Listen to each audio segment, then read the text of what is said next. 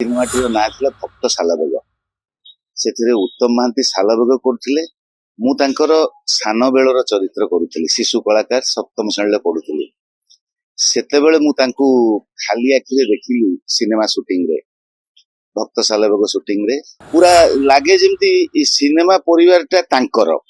ବେଳେ ବେଳେ ତ ଲାଗେ ମାନେ ପ୍ରଯୋଜକ ବୋଧେ ସିଏ ପ୍ରଯୋଜକ କି ସିଏ ନିର୍ଦ୍ଦେଶକ, ଏମିତି ଲାଗେ। ଆମ ଇଣ୍ଡଷ୍ଟ୍ରିରେ କେହି ବି ହଉ, ଯଦି କୌଣସି କାରଣରୁ ତାର ଦେହର କିଛି ଅସୁବିଧା ହେଲା, ଅସୁସ୍ଥ ହେଲା, ହସ୍ପିଟାଲରେ ସିଏ ଯାଉଛି ଆଡମିଟ ହବାକୁ କି କେହି ନେଇକି ଯାଉଛନ୍ତି, ସିଏ ହସ୍ପିଟାଲରେ ପହଞ୍ଚିବା ପୂର୍ବରୁ ଉତ୍ତମ ମହାନ୍ତି ଯାଇ ପହଞ୍ଚି ଯାଇଥିବେ। ଆଗ ଧାଡିର ଅଭିନେତା କଣ, ଓଡିଆ ସିନେମା ର ପରିଚୟ କହିଲେ ଉତ୍ତମ ମହାନ୍ତି ବୁଝାଯାଏ। ଯେତେବେଳେ ସିନେମା ସର୍ବୋତ୍କୃଷ୍ଟ ମାଧ୍ୟମ ଥିଲା ଲୋକମାନଙ୍କର ମନୋରଞ୍ଜନର, ସିନେମାରେ ସେତେବେଳେ ଦର୍ଶକ ଖୋଜୁଥିଲେ 4 ଜଣଙ୍କୁ, ହିରୋ, ହିରୋଇନ ଆଉ ଭିଲିଆନ, କମେଡିଆନ। ଏଇ 4 ଜଣ କିଏ? ପ୍ରଥମେ ହିରୋଙ୍କ କଥା ପଡେ। ହିରୋ କହିଲେ ଲୋକେ ଉତ୍ତମ ମହାନ୍ତି ହିଁ ବୁଝୁଥିଲେ। ତ ଉତ୍ତମ ମହାନ୍ତିଙ୍କ ସହିତ ମୋର ବ୍ୟକ୍ତିଗତ ଆଉ ବୃତ୍ତିଗତ ସମ୍ପର୍କ ପ୍ରାୟ ବହୁତ ଲମ୍ବା, ଯାହା ଇଣ୍ଡଷ୍ଟ୍ରିର ଅନେକ ଲୋକ ବି ଜାଣି ନାହାନ୍ତି। ପ୍ରାୟ 43 ବର୍ଷର ସମ୍ପର୍କ ତାଙ୍କ ସାଙ୍ଗରେ ମୋର। ମୁଁ ଯେତେବେଳେ ସ୍କୁଲରେ ପଢୁଥିଲି, ଅନେକ ନାଟକରେ ଅଭିନୟ କରିଥିଲି। ମତେ ଗୋଟେ ଅଡିସନର ସୁଯୋଗ ମିଳିଥିଲା ଗୋଟେ ଚଳଚ୍ଚିତ୍ରରେ ଅଭିନୟ କରିବା ପାଇଁ, ଏବଂ ମୁଁ ସେଥିରେ ସିଲେକ୍ଟ ହେଲା ପରେ ସେ ସିନେମାରେ ଅଭିନୟ କଲି। ମୋର ସୌଭାଗ୍ୟ ଥିଲା, ସେ ସିନେମାଟିର ନାଁ ଥିଲା ଭକ୍ତ ସାଲବେଗ। ସେଥିରେ ଉତ୍ତମ ମହାନ୍ତି ସାଲବେଗ କରୁଥିଲେ। ମୁଁ ତାଙ୍କର ସାନ ବେଳର ଚରିତ୍ର କରୁଥିଲି। ଶିଶୁ କଳାକାର, ସପ୍ତମ ଶ୍ରେଣୀରେ ପଢୁଥିଲି। ସେତେବେଳେ ମୁଁ ତାଙ୍କୁ ଖାଲି ଆଖିରେ ଦେଖିଲି ସିନେମା ସୁଟିଂରେ, ଭକ୍ତ ସାଲବେଗ ସୁଟିଂରେ। ତ 1982 ମସିହା। ତ ସେଇଠୁ ତାଙ୍କ ସାଙ୍ଗରେ ଗୋଟେ ସମ୍ପର୍କ ଏଯାବତ ଥିଲା।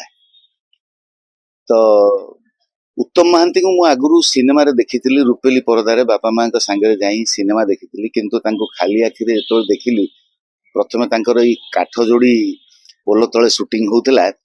ଯୋଉ ସାଲବେଗ ଯେତେବେଳେ ପୁରା ରୁଗ୍ଣ ଆଉ ବୃଦ୍ଧ ହେଇଯାଇଛନ୍ତି, ଦେହରେ ରୋଗ ସବୁ ଅଛି, ଘା, ପୁରା ବୟସ୍କ ରୁଗ୍ଣ ଲାଗୁଥାନ୍ତି। 750 କୋଶ ଦିଗ ନଦୀ ସେଇ ଗୀତରେ ସିଏ କାଠ ଯୋଡି ନଈ ବାଲିରେ ଯାଉଥିଲେ। ତ ତାଙ୍କୁ ଦେଖିକି ମୋ ଆଖିରେ ବି ଲୁହ ଆସିଗଲା ଯେ ଜଗନ୍ନାଥଙ୍କର ଭକ୍ତ ଜଣେ ଏମିତି ହେଇପାରେ। କିନ୍ତୁ ଯେତେବେଳେ ସେ ମେକଅପ୍ ଛଡେଇକି ଆସିଲେ, ମୁଁ ତାଙ୍କୁ ଦେଖି ତାଟକା ହେଇଗଲି। ଏଡେ ସୁନ୍ଦର ଚେହେରା, ଏଡେ ସୁନ୍ଦର ରୂପ, ମାନେ ହିରୋ ଯାହାକୁ କହନ୍ତି, ଯାହାକୁ ଷ୍ଟାର କହନ୍ତି, ଯେ ଯାହାକୁ ଦେଖିଲେ ଆଖି ପଲକ ପକେଇ ହବନି। ତ ସେଇଠୁ ତାଙ୍କ ସାଙ୍ଗରେ ମୋର ଆରମ୍ଭ। ପୁଣି 19 ତାର ପ୍ରିମିୟର ଶୋରେ ସୁଟିଂରେ ପ୍ରାୟ 15 ଦିନ କାଳ ତାଙ୍କ ସହିତ ସମୟ କଟିଛି। ତାଙ୍କର ସିନ୍ ହଉଥାଏ, ଆମର ପିଲାମାନଙ୍କର ସିନ୍ ହଉଥାଏ। ଆଉ ତାପରେ 1985 ମସିହାରେ ପୁଣି ଏଇ ଆମ ସଂସାର ସିନେମାରେ ମୁଁ ଶିଶୁ କଳାକାର ବିଜୟ ମହାନ୍ତିଙ୍କର, ସେଥିରେ ଉତ୍ତମ ମହାନ୍ତି ମଧ୍ୟ ଅଭିନୟ କରୁଥିଲେ। ଆମେ ସାଙ୍ଗ ହେଇକି ଗୋଟିଏ ହୋଟେଲ ମାନେ କଳିଙ୍ଗ ଗେଷ୍ଟ ହାଉସରେ ରହୁଥିଲୁ। ସିଏ 101 ନମ୍ବର ରୁମରେ, ଆମେ 108 ନମ୍ବର ରୁମରେ। ତ ସୁଟିଂ ସରିଲା ପରେ ସବୁବେଳେ ଡାକି ତାଙ୍କର ଅମାୟିକ ବ୍ୟବହାର, ମୁଁ କେବେ ଆଶା କରିନଥିଲି ଯେ ଏତେ ବଡ ଜଣେ ଷ୍ଟାର, ଯିଏ କି ପୁରା ମତେ ଖାଲି ନୁହଁ, ପୁରା ପରିବାର ଭଳିଆ ସମସ୍ତଙ୍କୁ ସେ ଦେଖନ୍ତି, ସମସ୍ତଙ୍କ ସାଙ୍ଗେ ମିଶନ୍ତି। ମତେ ଲାଗିଲାନି, ଯେତେବେଳେ ବାପା ମୋ ପାଖରେ ଥିଲେ ସୁଟିଂ ବେଳେ, ଯେତେବେଳେ ତାଙ୍କର ଡ୍ୟୁଟିରେ ଚାଲି ଯାଉଥିଲେ, ମତେ ଲାଗିଲାନି ଯେ ଉତ୍ତମ ମହାନ୍ତି ଜଣେ ଅଭିନେତା କି ଆମ ଘରର ଦାଦା, ବାପା କି ବଡ ଭାଇ ଭଳିଆ। ତ ସମସ୍ତଙ୍କ ସାଙ୍ଗରେ ସିଏ ଗୋଟେ ମାନେ ନିଜ ପରିବାର ଭଳିଆ ସେ ସମସ୍ତଙ୍କୁ ଦେଖୁଥିଲେ, ବ୍ୟବହାର କରୁଥିଲେ, ସମସ୍ତଙ୍କର ଭଲ ମନ୍ଦ ବି ସେ ବୁଝୁଥିଲେ। ତ ସେଇଠୁ 1982 ମସିହାରେ କଲି, 85 ମସିହାରେ ବି ଆମେ କିଛି ସମୟ କଟେଇଲୁ। ତାପରେ 90ରୁ ଅଦ୍ୟାବଧି ସିନେମାରେ ବିଭିନ୍ନ ବିଭାଗରେ ମୁଁ କାମ କରିଛି। ଅନେକ ସିନେମାରେ ମୁଁ ଆସୋସିଏଟ ଡାଇରେକ୍ଟର କରିଛି। ସେଥିରେ ଅଭିନେତା ରହିଛନ୍ତି ଉତ୍ତମ ମହାନ୍ତି, ଭାରି ସହଯୋଗୀ। ଆଉ କାହାର କଣ ଅସୁବିଧା ହେଲେ, ଦେହ ଖରାପ ହେଲେ ସିଏ ଆଗ ଠିଆ ହୁଅନ୍ତି। ଆଉ କିଏ ଖାଇଲା ନ ଖାଇଲା, କାହାର ଅସୁବିଧା କଣ ହେଲା, ସେ କଥା ସିଏ ବୁଝନ୍ତି, ଯୋଉଟା କି ଅନେକ ଆର୍ଟିଷ୍ଟଙ୍କ କ୍ଷେତ୍ରରେ ସମ୍ଭବ ହୁଏ ନାହିଁ ବା ପାରନ୍ତି ନାହିଁ, କିନ୍ତୁ ଇଏ ପାରନ୍ତି।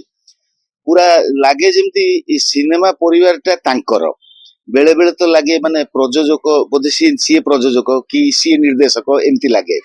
ବ୍ୟକ୍ତିଗତ ଭାବରେ ସମସ୍ତଙ୍କ ସହିତ ଭାରି ଶ୍ରଦ୍ଧା, ସମ୍ମାନ, ଭଲ ପାଇବା, ଦୁଃଖ ସୁଖରେ ଠିଆ ହୁଅନ୍ତି।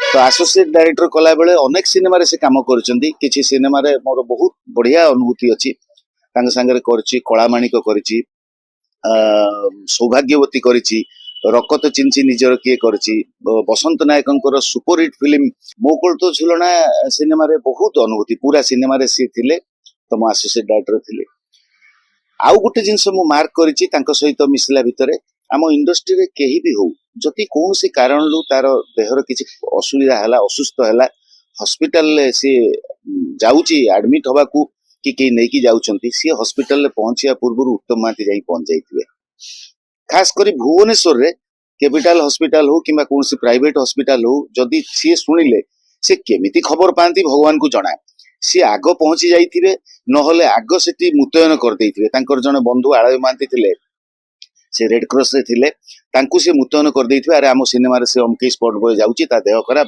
लाइटमैन जाउची ताकु तमे एकर मु जाई पहुंचुची एवं तार पूरा चिकित्सा प्रक्रिया को से अनुध्यान करथिले तेणु तांको भली जने माने उत्तम अभिनेता उत्तम हीरो नुहति से जने उत्तम मनीष मध्य आमे सब कथारे कहू जे आपण भलो डाक्टर हुंतु इंजीनियर हुंतु कि जा हुंतु आगे भलो मनीष हुंतु तांको पुरी जने भलो मनीष मु 42 वर्ष 43 वर्ष तांको सहित मिसिबा परे मु तांको तो भलो मनीष मु देखि नाही आज तांको अवर्तमान रे एती कहिबी जेंति मनीष मला परे तार भलो गुण गुडा सब प्रकाश पाए सेमति मु कहिबा केवल मु नहे आपण इंडस्ट्री जहा को भी पचारिबे जे से मनीष हिसाब रे बहुत भलो थिले आ उड़िया सिनेमा रे से परिचय थिले तांको जो सिनेमा आसुथिला सिनेमा रे एमिति चलचित्र जगत गोटे पत्रिका बाहर थिला जोथिरे 100टी पत्रिका रु कम से कम 95टी पत्रिकार कवर पेज रे तांको फोटो थिला उत्तम महांती फोटो थिला एमिति को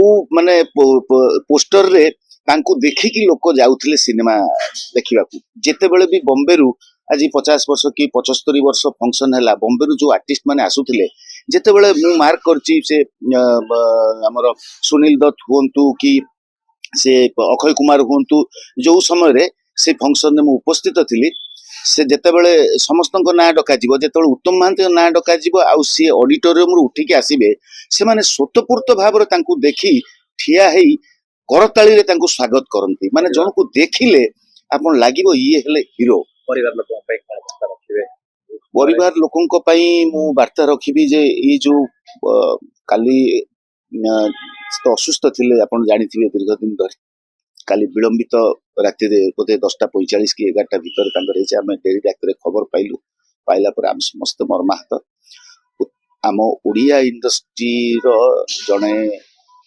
ओडिया इंडस्ट्री रो परिचय जने उत्तम अभिनेता उत्तम हीरो सर्वोत्तम मनीष आज आम ओडिया इंडस्ट्री रो हाथ छाड़ी चल जाइछंती तो तांको सी जेमिति आम विराट सिनेमा परिवार ओडिया सिनेमा परिवार रो जेमिति जने दायित्ववान लोक हेकी तुलै थिले निश्चित भाव रे तांको परिवार रो मध्य सी सेमिति दायित्ववान व्यक्ति एवं परिवार रो मेरुखुंट आज तांको वर्तमान रे मु तांको आत्मार सद्गति कामना करिवा पई केवल निरोला रे दी टोपा लुह झरई तांको श्रद्धांजलि दउची परिवार लोकन को एतिकी कहिबी भगवान टिकियोपा को बाबूसान को तृप्ति को एवं तांकर समस्त परिवार लोकन को शक्ति दियंतु आज तांको परिवार रो मेरुखुंट दोहली जाईची से माने ताको सह्य करिवार शक्ति पांतु एवं आगामी समय रे सेई उत्तम महांती जो लिगासी उत्तम महांती जो परिचय उत्तम महांती रो जो परिवार